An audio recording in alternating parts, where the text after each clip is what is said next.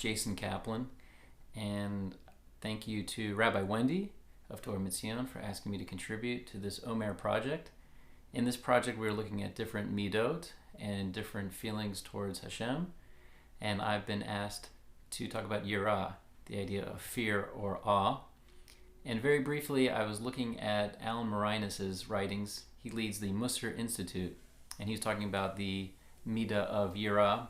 And here he says that, quoting Rabbi Moshe Chaim Luzzatto in Mesilat Yesharim, that there are two levels of fear: yirat ha'onesh, and onesh would mean punishment, real fear of punishment. That's how we relate to Hashem, scared that our actions would lead to something negative.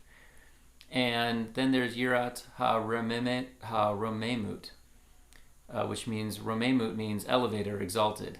In this case, what we have is the awe of the divine majesty. So I really like this because we are in this time of severe feeling like punishment, being quarantined, being set aside, feeling that Hashem, possibly we're looking at this as Hashem punishing us, and we're scared of the world, and we have fear. But that fear could be changed into reverence and awe, and to look at the deeper meaning and the deeper message, and not have a relationship to God just based on fear, to really have a relationship to Hashem based on awe and reverence. And I think yirah can lead to those two different paths, and it really gives us a choice of how do we think about the word yirah. And that really is the double meaning, is for us to choose. And even in severe times, to not look at the relationship to God as punishment, but look to God as a way to teach us to have reverence and connection to Him. So that leads me to really studying more of Avraham ben Arambam's beautiful book on the Guide to Serving God, the Hamaspik as they call it. And there's a chapter called Reverence, or Bitachon, or Reliance.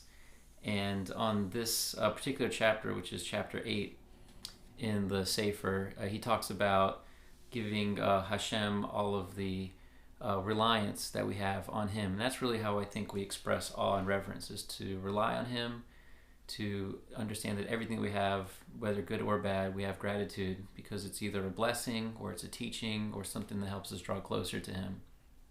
So really we could start at a certain level of education, of learning to fear Hashem, and parts of the Torah are built to educate us, or us at a certain time in history, whether personal or national, to have a certain fear of Hashem, but it's supposed to help us grow into the total reverence that everything is from Hashem, good and bad, seemingly bad, and that everything that we have we should be grateful for. Just to end, I just wanted to read a piece from the reliance that Avraham ben Arambam talks about in his chapter called Bitachon. And under this page 188 in the Feldheim book says, the basis of reliance is a solid conviction that Hashem is the creator and provider, the master of life and death, the cause of illness and health, the source of wealth and poverty. Everything that occurs, whether broad or specific, is attributable to Him. He makes it happen because He determines and consummates all events. The only exception, as we know, are obedience and disobedience to God, as we'll explain later in the chapter. And that's the real key for yirah, is how we relate to Hashem, and everything is in the hands of heaven except for the yirah of heaven. It depends on us to decide how we relate that yirah to Him. Have a chag kasher v'sameach, a great Omer if you're watching this during the Omer, and blessings to everyone.